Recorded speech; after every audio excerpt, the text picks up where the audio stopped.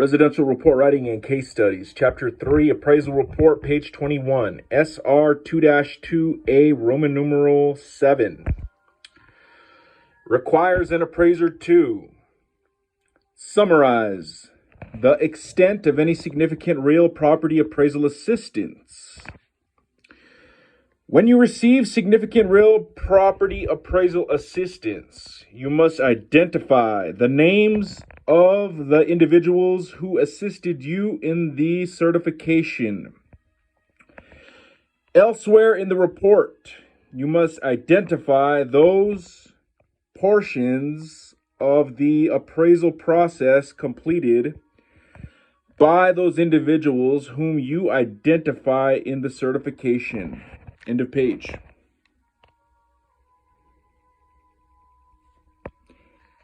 Page 22, SR 2-2A, Roman numeral 10. Requires an appraiser to provide sufficient information to indicate that the appraiser complied with the requirements of Standard 1 by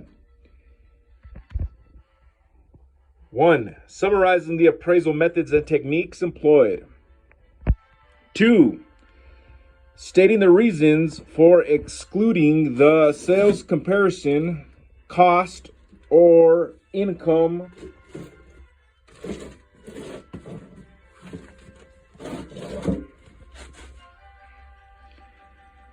approaches, if any, have not been developed. Number 3, summarizing the results of analyzing the subject sales, agreements of sale, options, listings in accordance with the standards rule 1-5. Comment: if such information is unobtainable, a statement on the efforts undertaken by the appraiser to obtain the information is required. If such information is irrelevant, a statement acknowledging the existence of the information and citing its lack of relevance is required. Number 4, stating the value, opinions, and conclusions. And number 5, summarizing the information analyzed and the reasoning that supports the analysis, opinions, and conclusions, including reconciliation of the data and approaches. End of page. Page 23, reconciliation. The appraiser must help the client and intended users of the appraisal understand how the appraiser reached his or her value conclusion. In an appraisal report, we must do this by summarizing the information analyzed, the appraisal methods and techniques employed, and the reasoning that supports the analysis, opinions, and conclusions. We must reconcile within, that's highlighted, the approaches. For example, if the 3 comparable sales in the sales comparison approach indicated $240,000, $284,000, and $299,500, how did the appraiser arrive at his or her indicated value by sales comparison approach of $295,000? This is common sense.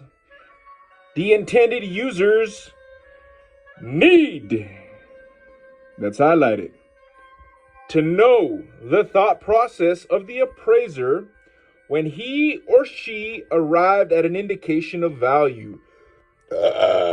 We must also reconcile the approaches themselves.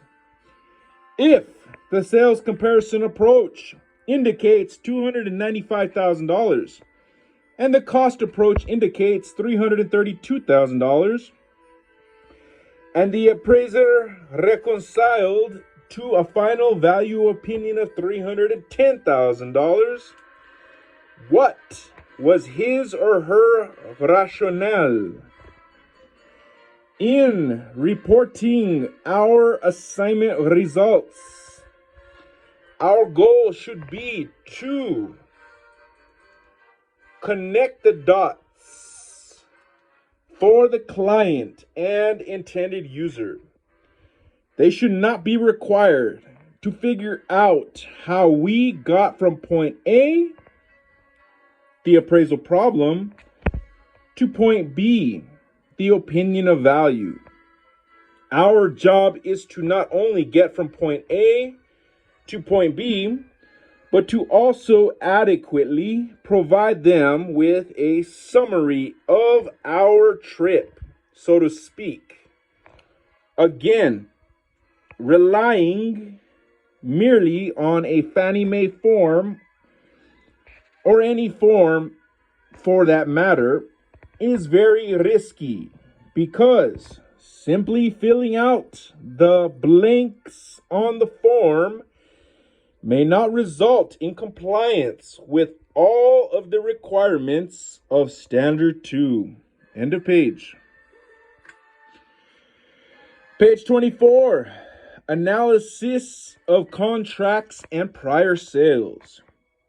Appraisers must provide a summary, that's highlighted, of the results of the appraiser's analysis of any current agreements of sale, listings, or options on the subject property, as well as the results of the analysis of the 3-year sales history required under Standards Rule 1-5.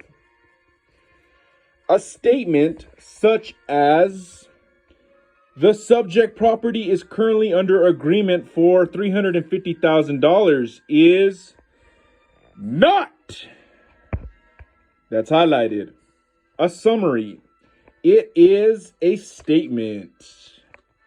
A summary would be more along the lines of, according to the local MLS, the subject property was offered for sale with a local realty company for $365,000 and was on the market for 95 days before going under agreement.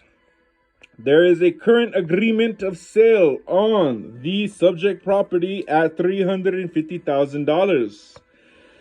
Appraiser has reviewed pages 1 through 10 of this agreement and has personally spoken with the buyer. The sales terms appear to be typical with no seller concessions. This appears to be an arm's length agreement. End of page. Page 25. Exclusion of valuation approaches. The exclusion of the sales comparison, cost, or income approach must be explained. That's highlighted.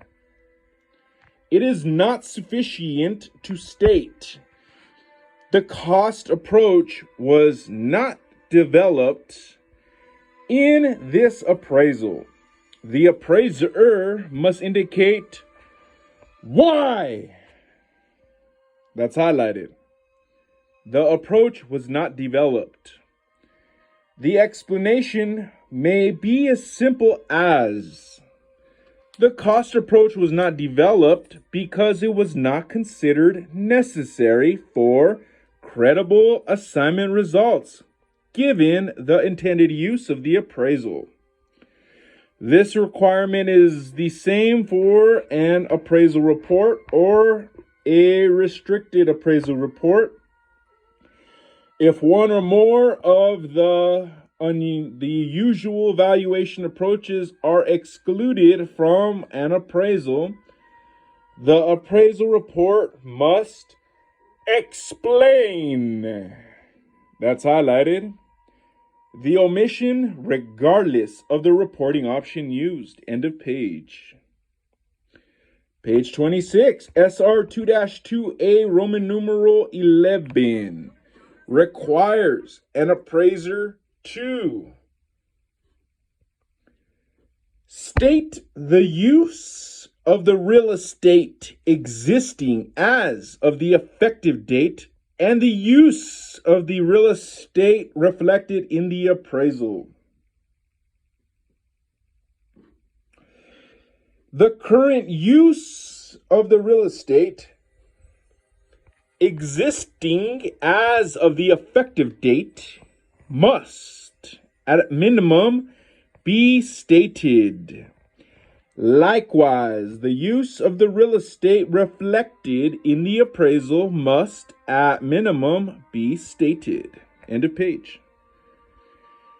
Page 27, SR 2-2A, Roman numeral 12, requires an appraiser to, when an opinion of highest and best use was developed by the appraiser, state that opinion and summarize the support and rationale for that opinion. In an appraisal report, we must summarize the support and rationale. That's highlighted. For our opinion of highest and best use. If we developed an opinion of highest and best use, a market value appraisal will most likely require an appraiser to form an opinion of highest and best use of the subject property. Once again, mere completion of a Fannie Mae form will not keep the appraiser compliant in this regard. Typically, all the form asks is that the appraiser state his or her opinion of highest and best use. And if the property's present use is the highest and best use, the form does not, that's highlighted, ask for or provide space for summarizing the support and rationale, that's highlighted, for the appraiser's opinion. The summary of your opinion of the highest and best use of the real estate may be quite brief. For instance, deed restrictions for a tract may allow for only one use with strict guidelines as to the size, type, design, etc. of improvements. In such a case, reference to the deed restrictions and a summary of what they require and / or allow will tell the story sufficiently. In other cases, your opinion of highest and best use may not have been as clear-cut or easy to formulate. Perhaps there were several options that were legally permissible, physically possible, and financially feasible, with one highest and best use ultimately determined to be maximally productive. You must summarize the process that you completed to determine your opinion of highest and best use to the degree necessary for your client and intended users. End of page.